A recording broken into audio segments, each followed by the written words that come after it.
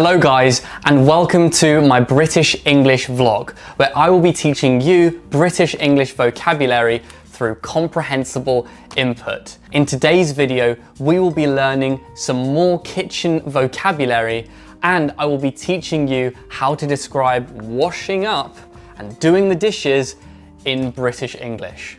So let's get started with today's chore. We need some things before we can start doing the dishes. Something we will need is this. It is called washing up liquid in British English, or dish soap in American English. I'll call it washing up liquid because I'm in the UK and I speak British English. Another thing I need is this. This is a sponge. So I will scrub using the sponge. Now, some of you may also use these rubber gloves. So they're gloves made of rubber, they're rubber gloves. Some of you may use these when washing up so that your hands don't get dry from the soap. The final thing I need to wash up is water. And where am I going to get water? Well, it comes out of this.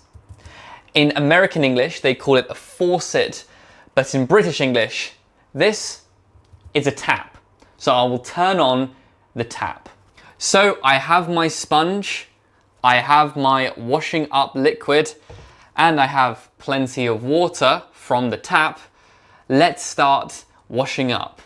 I will take my washing up liquid and I will squirt a bit onto the sponge. The washing up liquid is now on the sponge. I will squeeze it and look, we now have bubbles appearing. Bubbles. Some may also call this suds, soap suds, but informally, bubbles is fine. Let's get the temperature of the water just right. That's better now. Now let's get started. First, I will wash this. This is called a spatula. A spatula. Let's wash this spatula. So I am scrubbing the spatula with the sponge. And look, oh, when I don't drop the sponge. Look, the spatula is covered in bubbles. So what I need to do is wash the bubbles off. Wash the bubbles off. Now we would call this rinsing. So I will rinse off the bubbles, just like this. And now my spatula is nice and clean. Let's leave it to dry. What's next? We have this. Now this looks a bit strange, but I use it to scoop my coffee and then tamper my coffee before I put it into the espresso machine. I know that's a bit advanced, so don't worry, not everyone has one of these. I just have a coffee machine, and that's why I have one. Now here I have a bowl. I'm about to rinse the soap and bubbles off of the bowl. Here I have a glass. This is a glass. Now, if we want to describe many types of glass, for example, glasses, glass jars, glass cups, we can use the term glassware. Now I also have a straw. A straw. Now this is a glass straw. So to clean the inside of the glass straw, I have one of these. Now it's just called a straw cleaner, or it can be called a pipe cleaner. So let's use this. So I'm going to insert the pipe cleaner into the straw, just like this. And then I'm going to pull it up and down in this motion and try the other end as well. And that is just to clean the inside of the straw because my sponge cannot reach inside. Now let's continue. So now we have something more interesting. This is called a colander or a strainer. Now, the way we use this is to drain water from something. So if we are cooking pasta, we cook the pasta in water, we would then pour the water and the pasta into the colander. The water will come out of the small holes, but the pasta will stay inside. And that is how we can separate water and pasta. Now, you can also use colanders to wash things like fruit. Basically, you can wash or rinse anything that is bigger than these holes. You can see them here. There is some food stuck to this colander, and so I need to use more force to get rid of that food. Now, in English, we have a great expression. We say to put in some elbow grease, almost like you're moving your elbow like a machine. So I need to put in some elbow grease in order to remove the stuck food. There we go.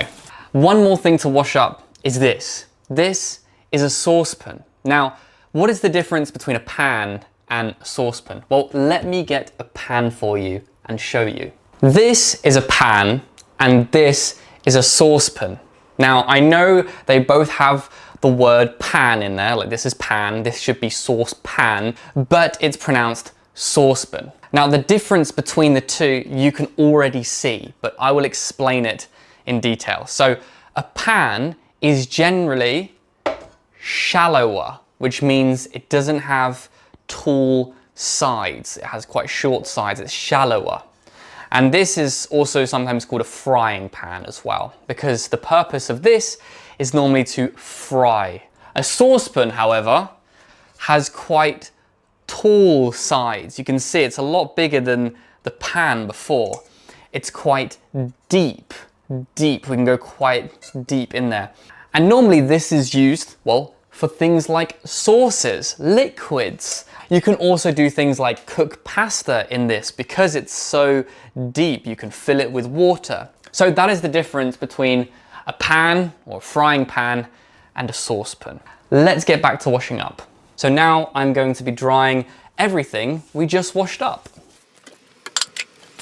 And after I finish drying each thing, I will be putting it away. So these bowls, they go in the cupboard. I'm putting the bowls in the cupboard. In fact, what I'm actually doing is stacking them. I'm placing one on top of the other. So there we go. I'm stacking the bowls. Now you can see 1, 2, 3. This is a stack of 3 bowls. Now let's just be safe and stick to stacks of 2 bowls. We are almost done with washing up. I have one more thing to do, which is wipe down the surfaces. So I'm going to take this sponge, a different sponge, and just wipe the surfaces down.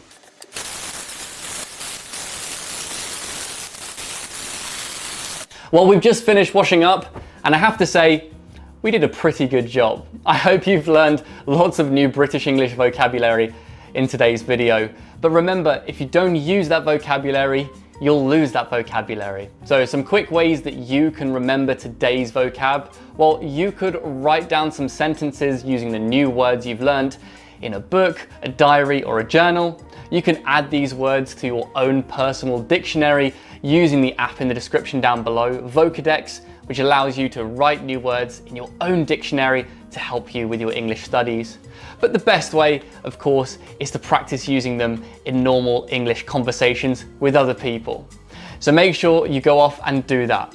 I've been Ash, you've been amazing, and I hope to see you in the very next one. See ya!